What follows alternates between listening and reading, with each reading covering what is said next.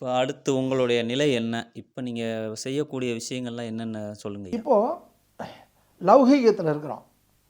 நான் வந்து சித்தர்கள் ஞானப்படின்னு ஒரு ட்ரஸ்ட் வச்சுருக்கேன். அந்த ட்ரஸ்ட் மூலிமா ஏழை எளிய ஆதரவற்ற பிள்ளைகளை படிக்க வைக்கிறது, ஏழை எளிய ஆதரவற்ற பிள்ளைகளுக்கு வந்து கல்யாணம் பண்ணி வைக்கிறது, முதியோர்கள் இறந்துட்டாங்கன்னு சொன்னால் அவங்களுக்கு வந்து ஈமக்கடன் பண்ணுறது, வீடே இல்லாத இருக்கிறவங்களுக்கு வீடு தரது, அவங்க தொழில்முனை பயிற்சி பண்ணணுன்னா தொழில்முறை பயிற்சி எம்எஸ்எம்இ மூலிமா, ஸ்டேட் கவர்மெண்ட்டு சென்ட்ரல் கவர்மெண்ட் மூலிமா அவங்கள தொழில் வளர்ச்சி பண்ணுறது, இன்னும் பலதரப்பட்ட சமூக தொண்டெல்லாம் நான் பண்ணிக்கிட்டு வந்துட்டுருக்கிறேன். இதெல்லாம் முடிச்சு கிடிச்சு இது பண்ணிட்ட பிறகு என்னுடைய நிலை என்னென்னா, முக்தி நிலையை நம்ம வந்து எதுவும் சொல்லிக்கூடாது. இப்போ இருக்கிற ஞான நிலைகள் என்னை பற்றி அறிந்துட்டும் பிரபஞ்சத்தை பற்றி அறிஞ்சிருந்த உண்மையை மக்களுக்கு தெளிவுபடுத்தி செல்ஃப் ரியலைசேஷன், தன்னை அறிதல். நாம் என்பது இந்த உடலா, உயிரா, ஆன்மாவா?